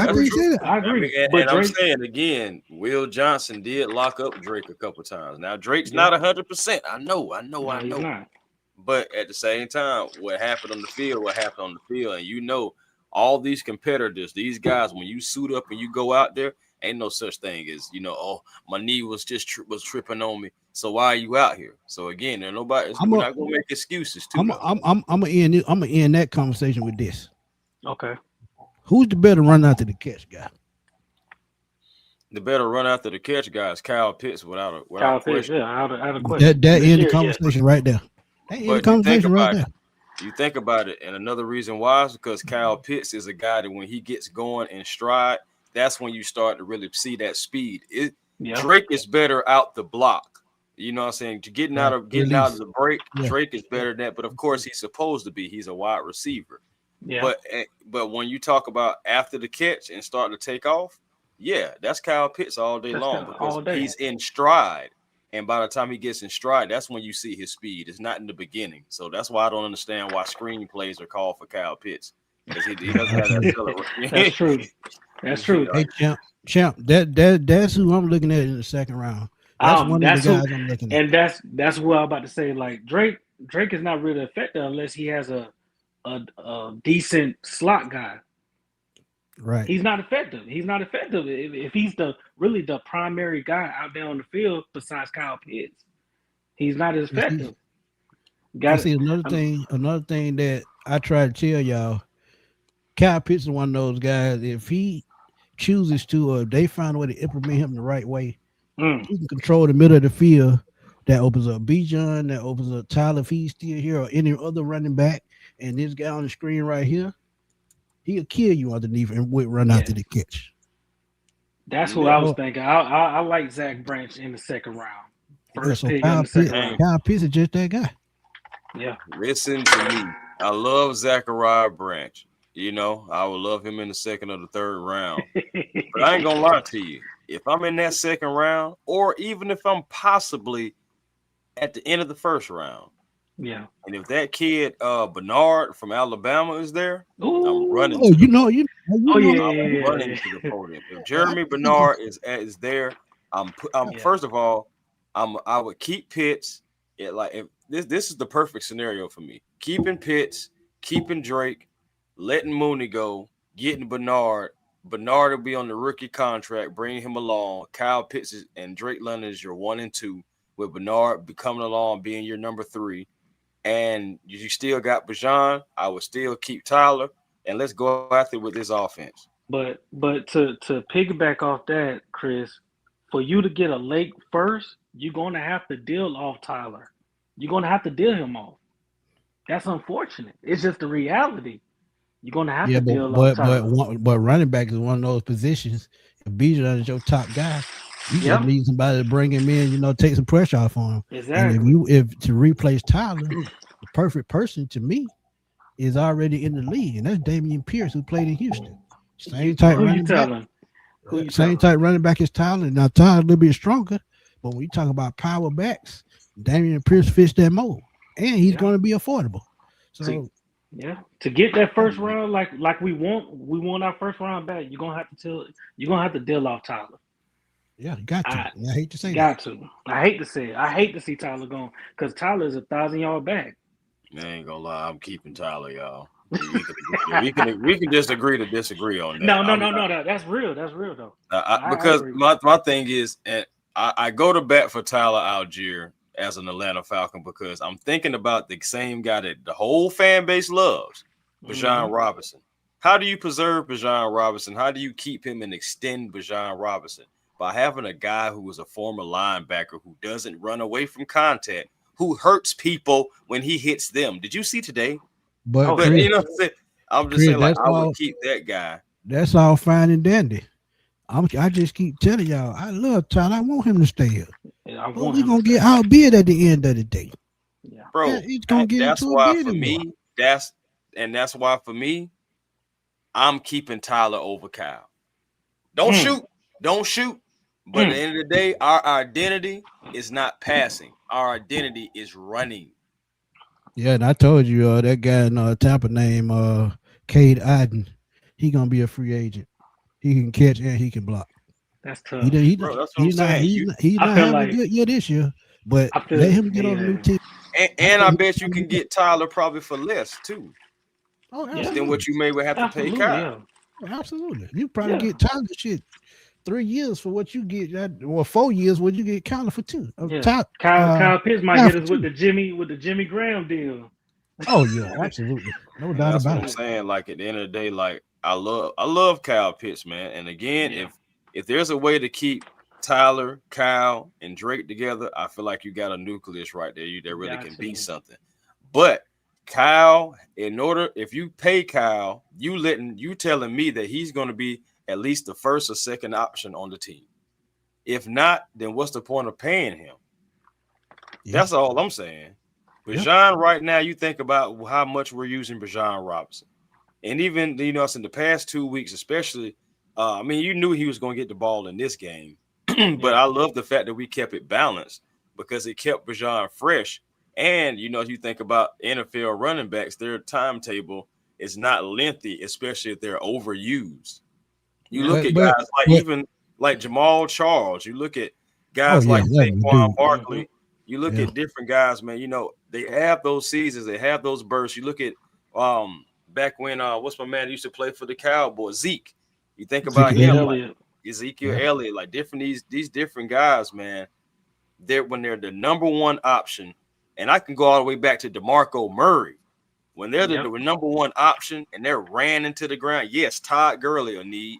That's what I'm saying. So again, when these guys are the number one option and have no real option behind, they're ran into the ground, their career shortened, and we all love Bijan Robinson. We want to keep seeing what he does, like he does today or all season long. If you want to preserve that, you got to keep a guy like Tyler Algier here. So again, Tyler Algier for me is just like he is the guy that is going to help keep the guy you want to pay. Yeah. But let me ask you this, Chris.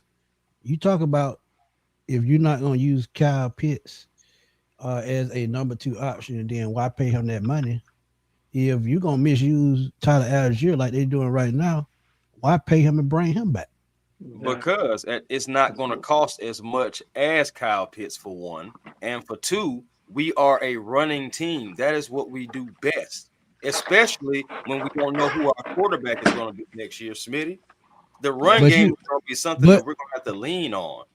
But you holding him back by not giving him the proper care. We seen it this year.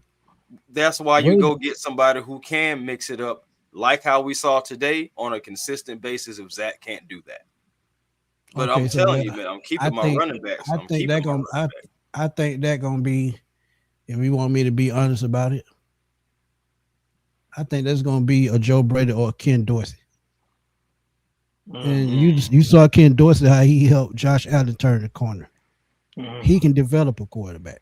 Brian Daboll, he got a short change, but I still think he can develop a quarterback. We saw what Joe Brady did at LSU and when he got to the NFL. Yep. I know. Dre funny.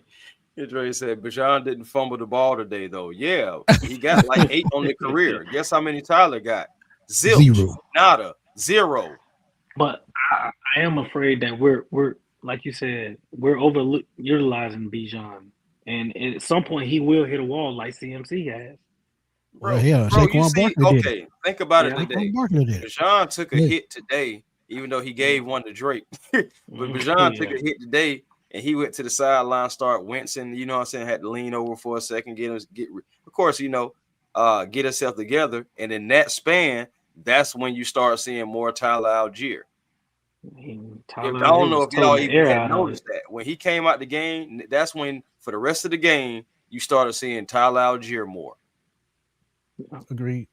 But Mr. International asked this, and shout out to him. He followed me on TikTok.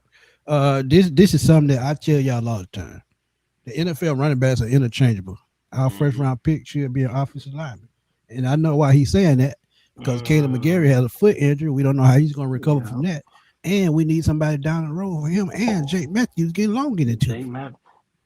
Yeah, that's true. That is, but I feel like I feel like an offensive lineman, you can get a good offensive lineman in the 3rd or 4th round. You can get one in the 3rd. You can get one in the 3rd or 4th round. But I feel like you since we lost our 1st round pick, now we got to use our 2nd round to get somebody that could be a game changer for, could be an asset to the team right away, could be an immediate impact like a Billy Bowman. You gotta get somebody that's gonna make an impact right away. So right. Again, that's why you can go wide receiver too. Branch is the number 1 option, but I go Bernard too. I like Bernard too. I like Bernard. I like the kid from USC rise his stock to a 1st round talent for some reason. Now I'm glad you mentioned Michael Lemon, because I like Michael Lemon. One thing about Michael Lemon, he's going to have that George Pickens effect. He had an ACL injury, and he's recovering from that, so that could drop his draft stock just a little bit. But trust me, when you talk about Emeka Obuka in Tampa Bay, Jackson Smith and Jigba, Michael Lemon fits that same mold. I don't like his last name, but I don't care about that. I don't care about that. I like lemon meringue pie, so I don't care. So, you're gonna have a lot of lemons in the Falcon uniform. That's all I'm saying. But whatever. Don't start that.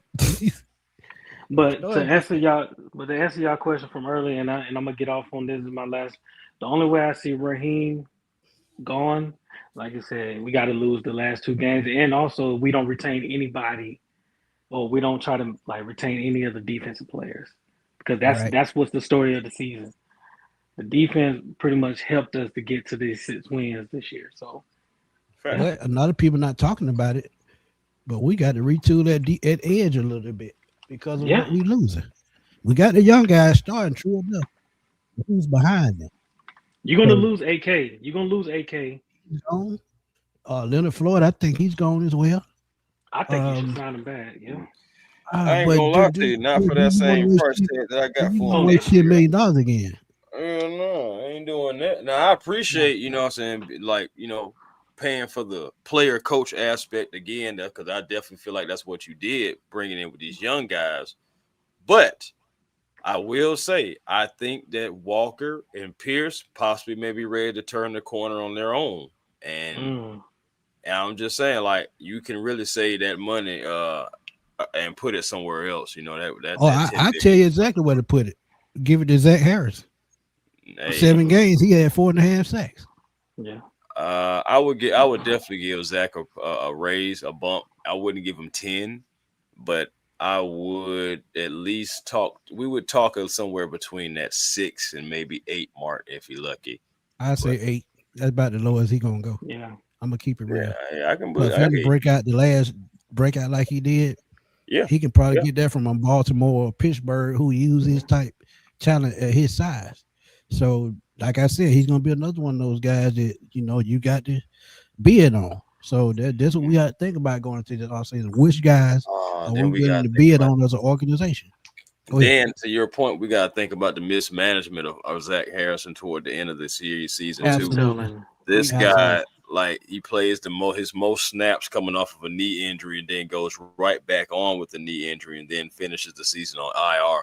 This guy could have really been making some money for himself if he was just managed correctly. Possibly set out that game that he did play, and then maybe set out one more week, and then he probably could have finished strong, because the knee is something that the guys need. You know what I'm saying? They got to get a push off so many different ways. You got to cut, you got to spin, you got to stunt, different things. And so he's a big dude.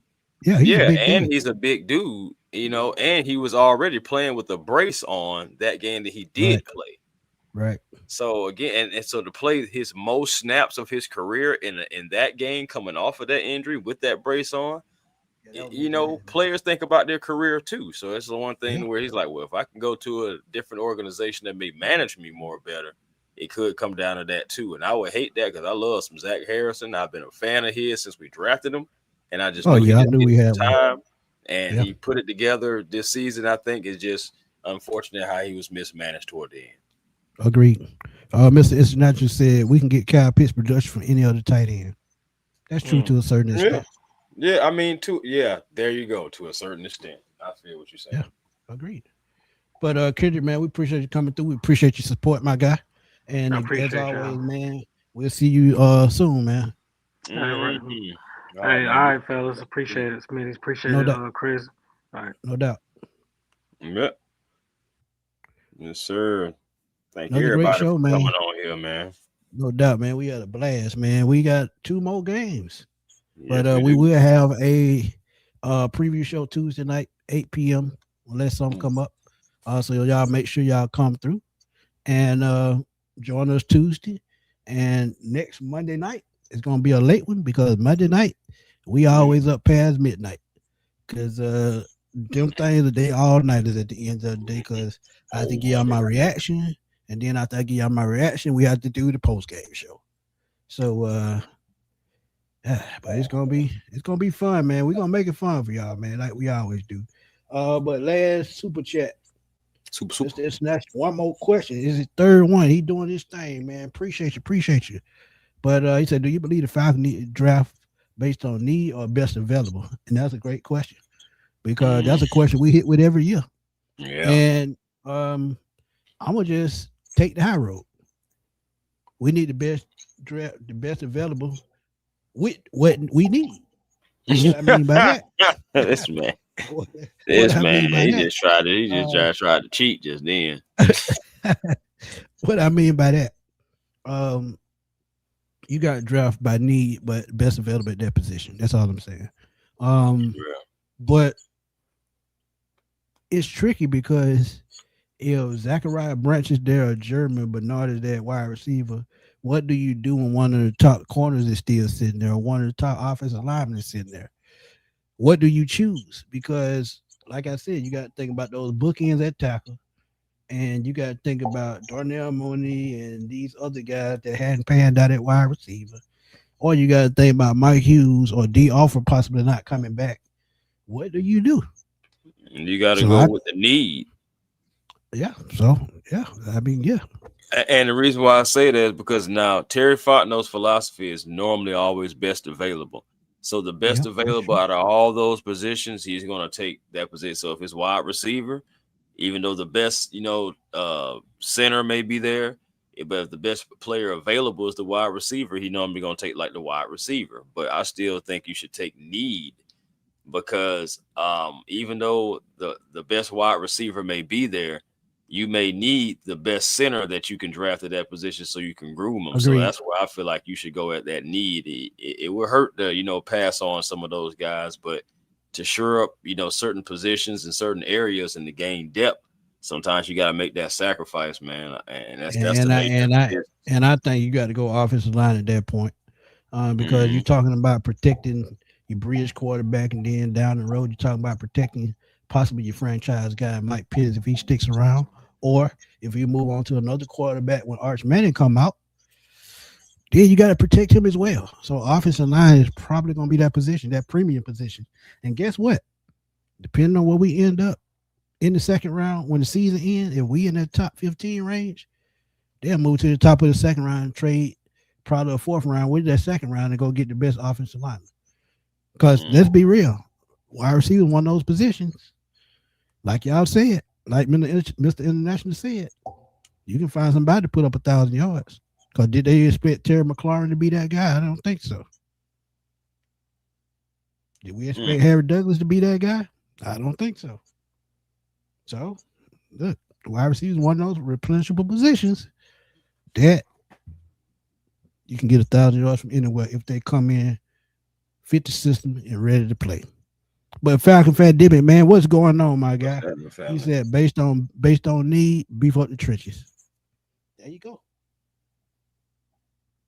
There you go. Yeah, well, hey, that's a good one too, though. He said last statement: drafting based on need will cause you to overvalue certain players. That's true. Oh, That is yeah, true. absolutely. But again, you got to go with what I'm saying. Again, like and that's why I say about the best player available, about what Terry Fontenot, how he likes to do. But again, if the best player available at certain positions with depth that you may need, again, sometimes, you may overvalue some players, but you're still getting the player at that position that you need, literally like that you need. So it's like, well, it's funny he said that because going to last year's draft, when we drafted Billy Bowman, a lot of people said the Falcons reached on him. But when you look at the fit, that he can play nickelback, he can play safety, and he can blitz. So based on need and what they were trying to do, it was a perfect fit. So they didn't overvalue. They just knew exactly what they wanted and what they needed for their system. So if it's somebody that fits your system to a T and they do, and you've seen them work out and how they play in college, that's not overvalue. That's a home run. So, yeah. Interesting, man. We're going to see how it all plays out.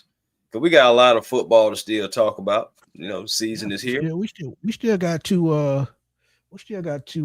preview shows and 2 post game shows, and then we got the draft coming in the off season, free agency, all that good stuff. So y'all stay tuned to the Sports Machine. Y'all stay tuned to A1 Forever. But Chris, man, you know what to do before we get out of here, man. Hey, man. First and foremost, thank you to everybody who tuned in. I know we got close to like 200 people in the chat at one point in time. So thank y'all. Y'all could have been anywhere this late at night, but y'all decided to kick it with Smitty and A1, man, on the post-game show. Cardinals fall to the real rise up red birds. The Falcons, man, the dirty birds, what I'm saying? And that defense, again, salute and shout out to them. Kirk Cousins, being the game manager and managing the game, being able to keep everything. He did have an interception, but still overall was able to play mostly mistake free. Did have that little fumble, but at the end of the day, man, we still got it done. Let's see what happens, against these Rams and against these Stanks. And for y'all make sure y'all find y'all peace today, because that positive energy always creates elevation. And one thing about those Falcons, they elevated over those Cardinals today. So you go 6-9, and moving forward, we're just gonna keep on evaluating, because that's what this is, an evaluation process. A1 Forever Sports, that's the platform on YouTube. Make sure y'all like, comment, and subscribe. Instagram A1 Forever, also TikTok The Real A1 Forever, and on Twitter A1 Forever as well. Yeah, man. Right quick. You don't move into wide receiver, keep him at tight end, because if you do that, then you're gonna have to pay him as a tight end when he gets that contract extension. So you leave him at the tight end spot and you just keep moving him around. But I'm sure when the contract come up, he gonna ask can he be paid as a wide receiver because he's versatile like that. And that's the tricky part. But 152 points in regulation. I think Chris will answer that on his channel. I think he answered it. Well, he gonna answer it tonight when he do the Hawks Digest about the 152. No. I think actually, my boy Walter came back in town, so he said he's gonna jump on post game. So giving your boy a tip a night off. But to the point, I answer it real quick for him as far as the Bulls. Where that comment? Put it back up for me. Which one? The one with Sean where he just asked about the 52 points. Oh, I see it. He said, yeah. But yeah, he was saying like, how the heck did the Hawks give up for 152 points in a relegation game without overtime? Well, man, it comes down to a defensive effort, and overall, they couldn't necessarily stop the Bulls. They would get maybe a stop here and there, but Josh Giddey was going off. He's been playing excellent point guard for them, and he's finding guys. Then also Kobe White, who's also, you think about Kobe White when he plays against the Hawks, for the most part, he has good games. Obviously, he's a bigger guard, and of course, when it comes to like playing one-on-one versus him and Trey, he always uses his size against Trey. But overall, Trey did not have a bad game. This is one of the most efficient games that I saw from Trey Young in quite some time. 10 of 15, I believe. Yeah, 10 of 15, but knocked down like seven of 8 threes.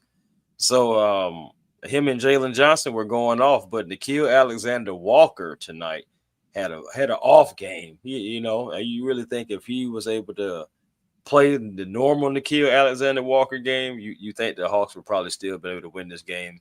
As crazy it may sound, 160 to maybe 152, but but this is somebody you brought to my attention the other day with Dyson Daniels. He's not playing like Dyson Daniels.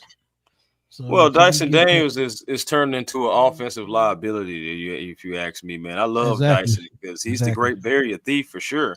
But it's starting to get to the point to where, like, well, no, we're already there. We're at the point to where teams walk away from Dyson Daniels and they want him to shoot the three. And teams are starting to put their center on Dyson Daniels. No team should ever feel comfortable of putting a big man on a center and saying, yeah, you can guard him. Just make sure he doesn't drive. And if he shoots, just back up. Like that's called self-check on the street. Yes, pretty much. Yeah. So forcing to beat you. Yeah, absolutely. Dre Murphy, I hate to tell you, my guy, I'm a North Carolina Tar Heel basketball fan in life. Been there ever since I was 13. Hey, man. Hey, off subject again before we get out here. I do like Caleb Wilson, man, because I was at that college basketball for with Ohio State versus North Carolina and Kentucky versus St. John's. Those were some good games, man. I can't even lie to you. And that game, North Carolina versus Ohio State, came down to the wire. Caleb Wilson is looking real good, man. He had 20 and 14 after a little slow start. So we'll see what happens. But I'm telling you, they said they're 0-3 since Trey came back, but Trey only played in 2 games, and really this game was the game that Trey really played. It's really the first game, yeah. And yeah, the first game he had 20. He only played like 20 minutes, and that was really in spurts. Now the Hawks could have won that game. They didn't finish that game. That was on them. Trey didn't even play the fourth quarter and most of the third. I was just about to say he only played 3 minutes here, 4 minutes there. Right. And then against the Spurs, he didn't play at all. So that was just the normal guys who was out there playing, minus Kristaps Porzingis. That's a huge loss that you don't having another big man. And considering the fact that guys around the Hawks are going down, Jacob Toppin, even though he was in the development league, he's out with a shoulder and off the team now. Today, Eli Indue, he just about to have shoulder surgery now, even though he's a guard forward. But that's another shoulder.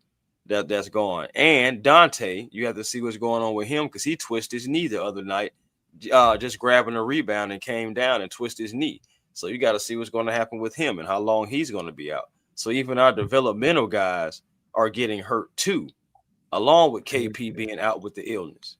It's it's a lot of things going on behind the scenes with these Hawks, man. But the good part about it, I think Robinson Lay got a plan in place, and he gonna soon jump into it. So we'll see. But Grandizer, yeah, it's sad about Rob writing about his son. Right, Unalived him and his wife, man. That was one of the saddest stories of the year, man. And a guy as talented that has been around Hollywood all his life, if something like that to happen, praying for him and praying for the rest of his family that's still here. But that was a big loss to the entertainment industry, just period. So yeah, I get you, man. Senseless, really, bro. What it is, like some of these kids. Yeah, I mean, we don't know what's going on in the home. We don't know what happened, but I'm telling you, I just feel like it was entitlement. They told him no, he got mad and he just flipped out. And it just happened like that sometimes. When you rich like that, you tell the kid no, it just happens like that. But sad. Yeah, man, very sad. But yeah, catch me on Smitty Sports Machine as I keep y'all in tune with the Falcons, sometimes the Hawks. And thoughts on what's going on around the NFL or the NBA and my thoughts on certain topics. Also catch me on Twitter at fatboysnap_21. That's why I'm over there, blowing it up. Cause that's what I do. But Dre Murphy, I'm still a North Carolina fan, have been for a long time, since Rasheed Wallace, Jerry Stackhouse, and those guys. But I'm gonna continue to be a North Carolina. I see some tough time there too. But hey, I'm Kentucky myself, so I mean, until we pop up on the next show, man, we're gonna holler at y'all soon. We got to get out and eat dinner and then get ready for tomorrow because work calls. Yeah. But for my boy Chris, this your boy Antoine Smith signing off. We're gonna holler at y'all. Oh, before I get out here, man, also, man, thank y'all for the donations as well. Truly appreciate it. Y'all showed out tonight. Truly appreciate it. And again, we're gonna holler at y'all soon, man, because it's gonna be some more news, but we're gonna be the one to bring it to you. Peace.